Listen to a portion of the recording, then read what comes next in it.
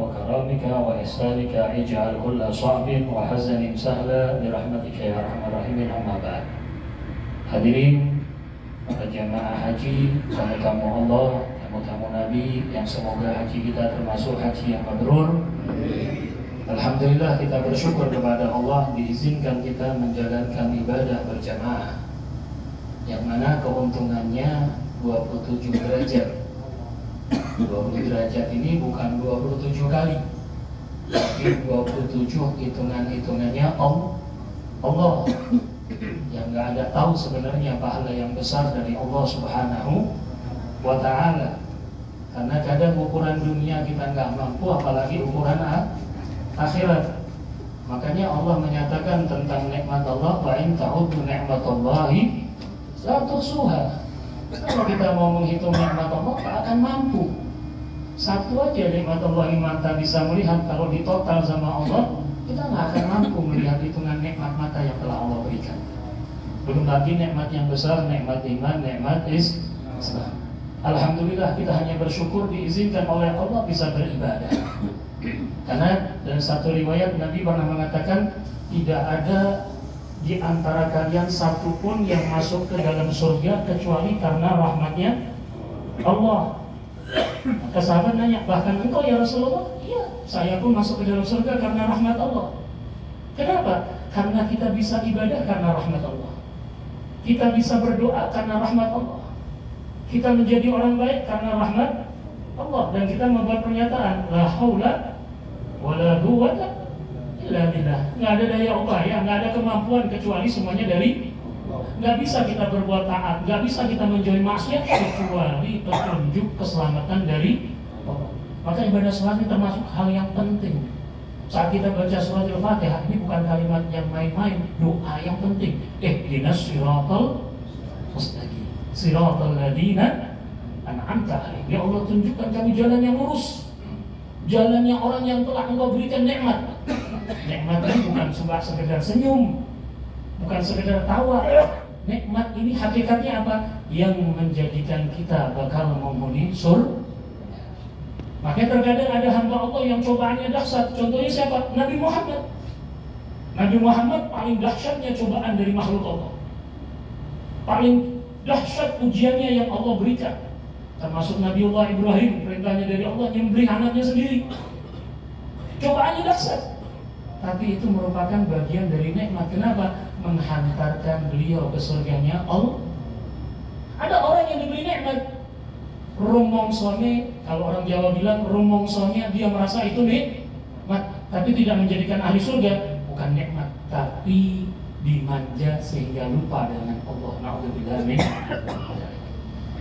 Saya ingin mengambil satu pelajaran yang kita alami kemarin di Musdalifah. Ingat ya? Gimana keadaannya? Dahsyat ya? Berat ya? Masing-masing akhirnya seakan-akan ingin menyelamatkan sendiri.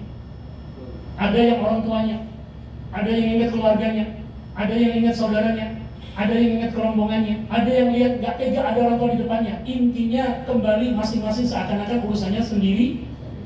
Itu baru keadaan di dunia. Bagaimana nanti yaumul qiyamah? Makanya semuanya kehidupan dunia ini pelajaran untuk menjadikan kita hamba Allah yang makin baik. Kalau di dalam urusan akhirat Allah mengatakan yauma yafirru min akhihi wa ummihi wa abihi. Hari itu semuanya lari. Enggak ada lagi orang tua, enggak ada lagi saudara, enggak ada lagi teman. Masing-masing urusannya nafsi. Sebagaimana hadis Rasul saat orang-orang minta tolong kepada Nabi Adam, Nabi Musa, Nabi Nuh, Nabi Ibrahim, Nabi Isa, mereka semuanya bilang, aku nggak bisa nolong, saya takut sama Allah, ini Allah lagi murka. Nafsi, urusannya sendiri. Yang bisa tolong cuma Nabi Muhammad. Ini nasi-nasi kita kemarin Musdalifah. Nah, bagaimana urusan akhirat nanti? Yang sudah jelas dinyatakan oleh Allah, nggak ada lagi yang nanti urusannya. Tidak ada yang bisa datang kepada Allah illa man atallaha biqalbin salim. Nggak ada yang mampu menuju kepada Allah kecuali hati yang bersih, hati yang selamat, hati yang suci.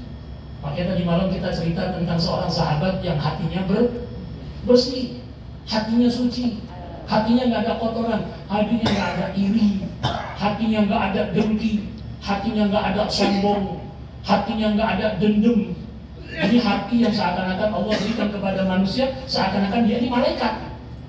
Karena seakan-akan hatinya bukan hati manusia. Seperti junjungan kita Nabi besar Muhammad sallallahu alaihi wasallam. Makanya kita minta sama Allah, pelajaran-pelajaran yang kemarin kita ambil hikmah, ambil nasihat.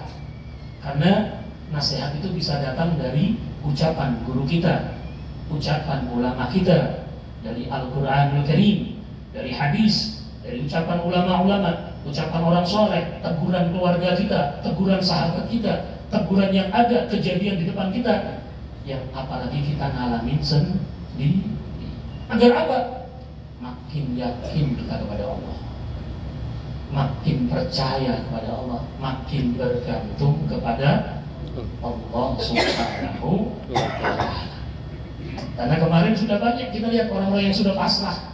Saya ketemu satu orang bapak ibu suami istri dari satu kloter ketinggalan. Suaminya sudah sepuh, didorong. Si ibunya juga semuanya sudah kecapean, bahkan HP-nya mati, kuotanya habis. Kan nggak bisa menghubungi siapa-siapa. Menghubungi siapa? Bahkan kita pun mikir, ya Allah, ini saya mau nolong gimana? Saya minta jalan buat orang aja nggak dikasih. Karena semuanya urusan nafsi.